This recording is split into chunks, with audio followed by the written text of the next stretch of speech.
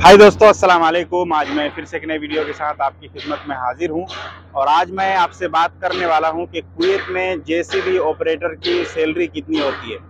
ये मेरे पीछे आप देख सकते हैं, ये जेसीबी है और इसके ऑपरेटर उधर अभी बाहर बैठे हुए हैं क्योंकि अभी काम नहीं है। थोड़ा बहुत मैं जब आया था तो थोड़ा बहुत काम किया, उसके बाद बंद करके ये बैठा हुआ। वो बंदा है राजस्थान का और दिक्कत है कि वो कैमरा के सामने बात नहीं करना चाहता है।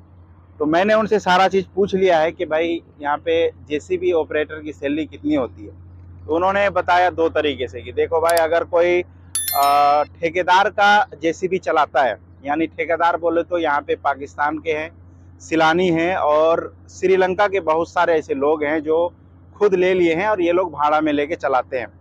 तो जो लोग ठेकेदार का चलाता है तो उनको 260 केडी से 260 केडी से लेके 300 केडी तक की सैलरी मिलेगी।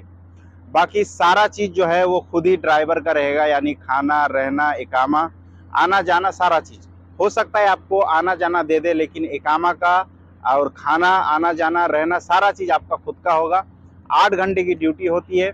बाकी आपका ज़्यादा काम होगा तो वो ओवर टाइम लगेगा आपका। लेकिन उसी जगह पे अगर आप कंपनी में आप आते हैं कुवैत में, तो कंपनी में आपको सैलरी जेसीबी ऑपरेटर की मिलेगी 120 केडी से लेके 150 केडी के बीच में। और उसमें क्या होता है कि कंपनी आपको सारा चीज़ देती है, जैसा कि रूम हो गया, इकामा हो गया, आने जाने का हो गया। सिर्फ खाना उसमें आपका अपना रहेगा, लेकिन कंपनी आपको सारा चीज़ देगी, इंश्योरेंस वगैरह। उसमें भी 8 ही घंटे का ड्यूटी होती है और दूसरी चीज़ कि उसमें ओवर टाइम भी होता है। अगर हम अब बात करें कि भाई आपको आना किस में चाहिए, तो आपको आना चाहिए कंपनी में ही। इस ठेकेदार के चक्कर में आप आइएगा तो आपको इकामा का ही सिर्फ साल भर का 600-700 केडी लगता है, सिर्फ इकामा लगाने का।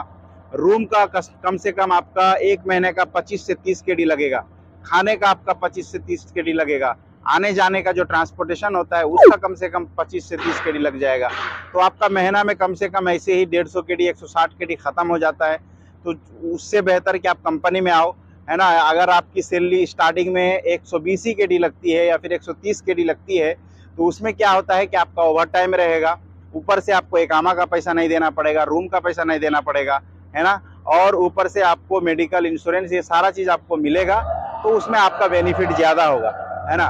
ये मेरे सामने ही बंदे थे अभी। तो ये आप देख सकते हैं, ये है जेसीबी और यहाँ पे ज़्यादातर पोकलैंड चलता है, ये बहुत कम चलता है ना।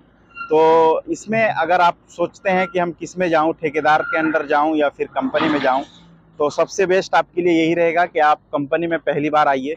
भले ही आपकी सैलरी 120 केडी हो या 130 केडी हो, है ना। सैलरी आपकी कम होगी लेकिन आप मस्त रहिएगा, क्योंकि कंपनी में आपको बहुत सारी चीज़ फैसिलिटी मिलती है। सिर्फ खाने के अलावा सारा चीज़ मिलता है।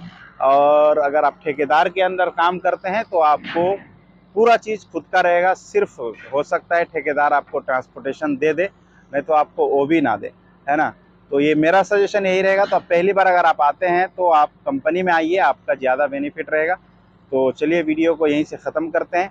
और यहाँ पर कुछ मेरे इंडियन भाई भी हैं जो लोग वेल्डिंग का काम करते हैं और इनसे भी मैं कुछ जानकारी लूँगा इंशाल्लाह। तो चलिए वीडियो को यहीं से ख़त्म करते हैं। चलते चलते आपसे एक छोटी सी रिक्वेस्ट करेंगे कि अगर आप मेरे चैनल में नए हैं तो प्लीज़ इस चैनल को सब्सक्राइब कर लें, और अगर आप मेरे वीडियो को फेसबुक पेज में देख रहे हैं तो इस पेज को फॉलो करें, लाइक करें, शेयर भी कर दें।